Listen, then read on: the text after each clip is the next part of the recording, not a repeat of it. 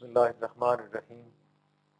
السلام علیکم عزیز طلباء، آج کا ہمارا عنوان اور موضوع ہے خلاصہ، سبق مولانا ظفر علی خان کا خلاصہ۔ خلاصہ کے لیے ہم اپنے سبق کو سامنے رکھیں گے۔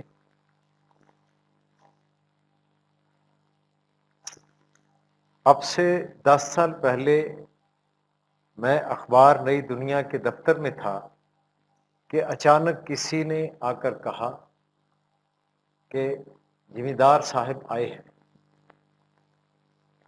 لیکن میں سمجھ نہ سکا۔ اتنے میں مولانا شائق احمد عثمانی اندر آئے اور بتایا کہ مولانا ظفر علی خان آئے ہیں۔ ان دنوں نئی دنیا کا دفتر شونا منڈی میں تھا۔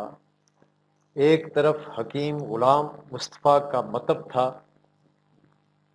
مکان میں داخل ہوں تو دائیں طرف اخبار کا دفتر اور بائیں طرف مولانا شائق احمد عثمانی کی رہائش تھی۔ مولانا ظفر علی خان سے یہ میری پہلی ملاقات تھی۔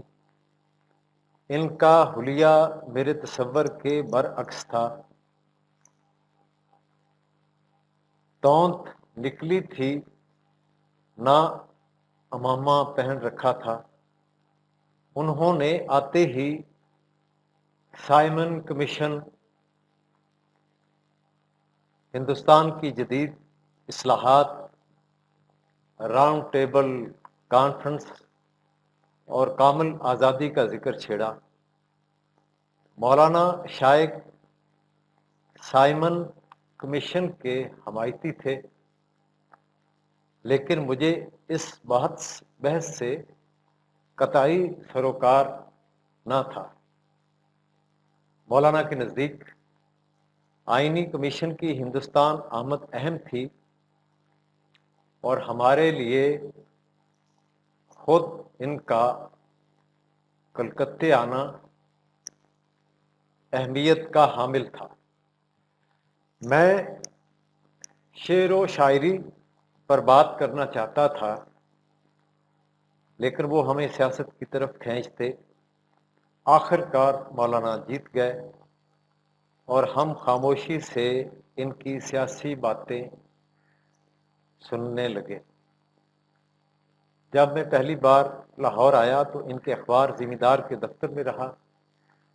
رات کے پچھلے پہر کسی نے مجھے کندھے سے ہلا کر اٹھایا۔ میں ابھی معاملہ سمجھنے کی کوشش کر رہا تھا کہ مجھے مولانا کی آواز سنائی دی، اٹھو اور میرے ساتھ سیر کرنے چلو۔ مجھے قاضی احسان اللہ مرحوم نے بتایا تھا کہ مولانا منہ اندھیرے نہر کے کنارے میلوں دوڑتے ہیں اور پھر ورزش کرتے ہیں۔ اس کے بعد نماز کی باری آتی ہے، اس لیے تم کبھی ان کے ساتھ سیر کرنے مت جانا۔ میں نے ان کی نصیحت یاد آتے ہی فوراً بخار کا بہانہ کر کے اپنی جان چھڑائی۔ اب مجھے مولانا کی تونت نہ ہونے کی وجہ سمجھ میں آ گئی۔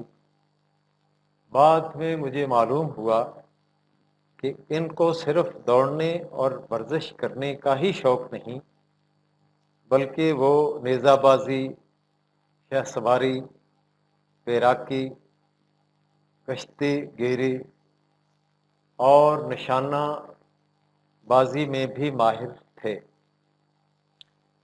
حیدرآباد میں سپاہی نیزہ بازی کے کرتب دکھا رہے تھے۔ آپ کا بھی دل چاہا۔ آپ نے گھوڑے پر سوار ہو کر اسی لمحے میخ اکھاڑ دی۔ سب نے آپ کو سراہا۔ آپ کو فوج میں بھرتی کیا گیا، لیکن تھوڑے عرصے بعد آپ نے استعفیٰ دے دیا۔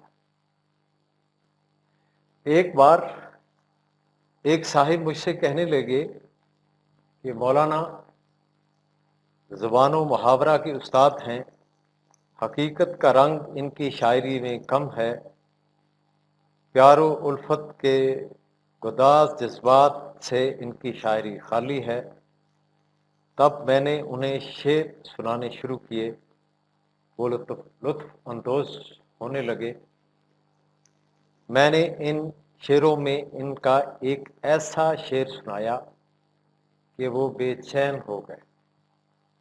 پتہ چلنے پر کہ یہ شعر مولانا کا ہے، وہ ہکا بکا رہ گئے۔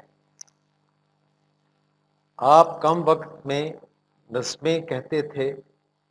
اکثر شعراء شور شرابے میں شاعری نہیں کر سکتے تو بیوی بچوں کی شامت آتی ہے،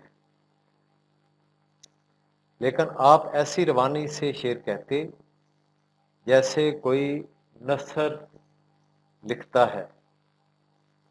وہ جب تک دفتر میں رہتے خوب ہلا گلا رہتا،